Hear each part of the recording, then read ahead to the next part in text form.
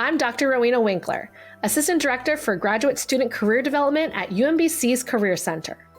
We appreciate your interest in the Cybersecurity Program and certificates, part of the Office of Professional Programs' outstanding master's degree and certificate offerings.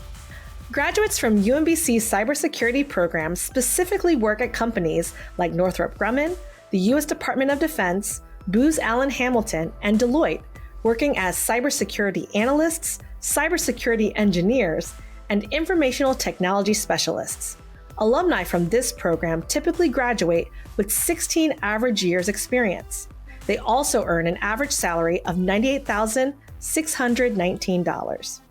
And according to the Bureau of Labor Statistics, the employment of information security analysts is projected to grow 33% from 2023 to 2033.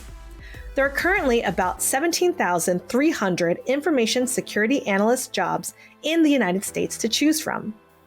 We look forward to having you join us, whether it's as a master's student in the cybersecurity graduate program or as a certificate student. We are excited to be a part of your career journey.